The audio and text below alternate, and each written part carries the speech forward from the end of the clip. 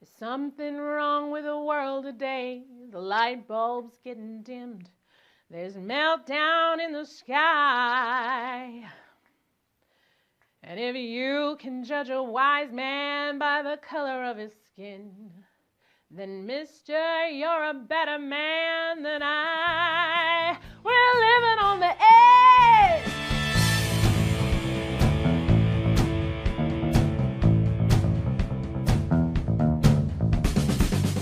Good day to you.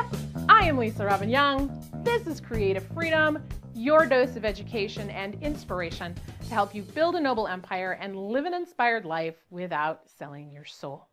February 1st is National Freedom Day. It's a time to commemorate the emancipation of the slaves. It's the day, back in 1865, when President Abraham Lincoln signed what would later become the 13th Amendment to our Constitution, outlawing slavery. Who am I to talk about freedom from slavery? I admit my credentials are few. My only expertise is a family ancestry shrouded in mystery.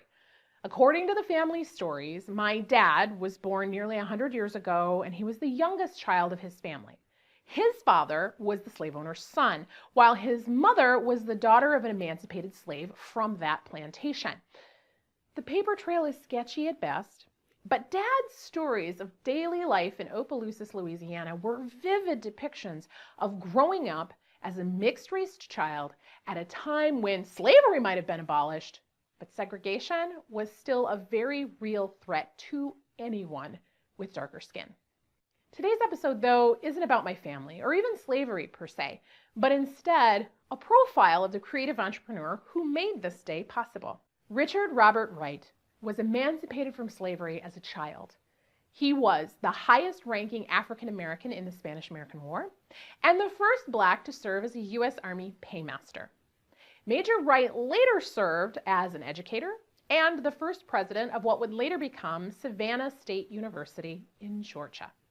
He founded a high school, a college, and a bank, one that withstood the Great Depression and had more than $5 million in assets when it was eventually sold, more than a decade after he had died. There's no disputing that Major Wright was a man of action, an entrepreneur who not only saw opportunity, he created it for himself and others. He also led the movement that resulted in National Freedom Day. About a year after his death, both houses of Congress passed the bill and Harry Truman signed it into law. It was the forerunner to Black History Day and later Black History Month. But in all my research, one phrase struck me the most. In an informal conversation as a young student, no less, Wright said these words to a visiting white general: "Sir, tell them we are rising." The words inspired multiple generations. Whittier immortalized the account in the poem Howard at Atlanta, and Maya Angelou resurrected those words with her heroic poem And Still I Rise. From Whittier's account: "The man of many battles, with tears his eyelids pressing, stretched over those dusky foreheads his one-armed blessing, and he said, 'Who hears can never fear or doubt you. What shall I tell the children up north about you?' Then ran round a whisper, a murmur, some answer devising, and a little boy stood up. 'General, tell 'em we're rising.' Oh, black boy of Atlanta. But half was spoken. The slave's chain and the master's alike are broken. One curse of the races held both in tether. They are rising. All are rising, the black and white together. O brave men and fair women, ill comes of hate and scorning. Shall the dark faces only be turned to mourning?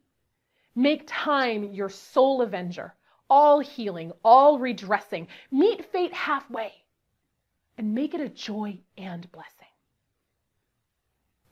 Here, this young boy, not much older than my own son, already had his vision: to rise up against the oppression and powerlessness of his past and his oppressors, to build a life on his own terms, as best as a black man could.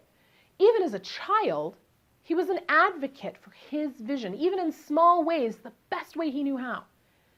And now, outside of select cultural circles, Major Wright's name is a postscript in history.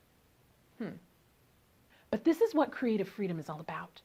To live the best life you are called to live as a creative entrepreneur. Whether or not your name is immortalized in the annals of the great creative minds of your century, you know that you have done all that you can. You've committed to and advocated for your vision. You've created a life of which you can be proud.